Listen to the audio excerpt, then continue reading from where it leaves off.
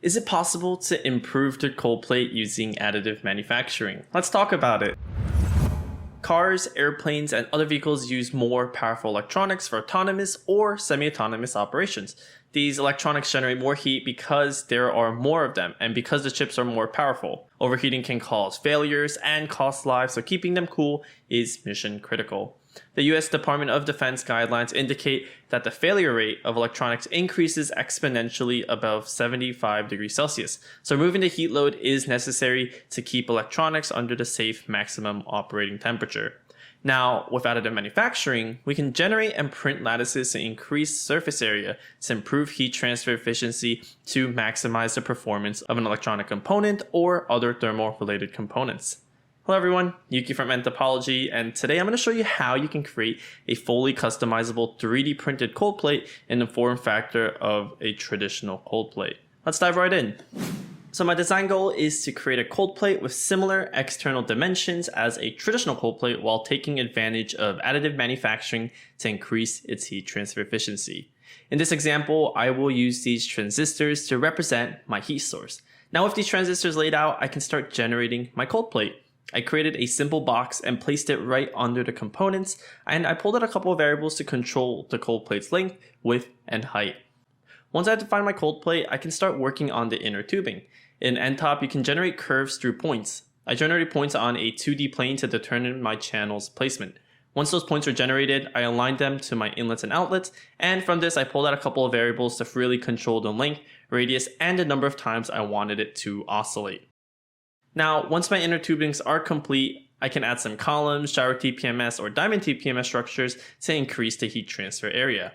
We can increase the heat transfer area by allowing the heat to transfer through these solids rather than being transmitted through the surface around the tubes. First, take a look at these columns. Heat dissipation can be transferred through the columns. The columns can also act as a support structure when printing. You can get a little bit more advanced with these placements by using thermal fields. Congregate some of these columns in those hot spots to increase thermal mass to dissipate more heat. Another way you can do this is by infilling the tube with TPMS structure. Gyroids or diamonds can help guide the fluid flow and increase surface area to increase heat transfer efficiency.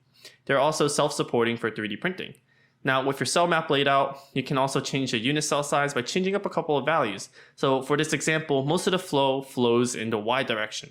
I can increase the cell size in the Y direction to help improve the flow rate while reducing pressure drop. Now, I know this workflow will work. I can condense this entire workflow into one single block using the variables I pulled out earlier. If I were to open a new instance of nTop and import my reusable workflow, I can change up a couple of inputs and generate multiple different cold plates for other use cases. And suppose I am happy with the result of my new cold plate, I can mesh the cold plate or the fluid path to run a thermal, CFD, or conjugate heat transfer to evaluate the performance of my design. Now, why would you want to do this? Maximize heat transfer, minimize pressure drop, minimize size, and more. There are many benefits of additive manufactured cold plates over their traditional counterparts. Standard cold plates have an inner tubing where the fluid flows without the lattices.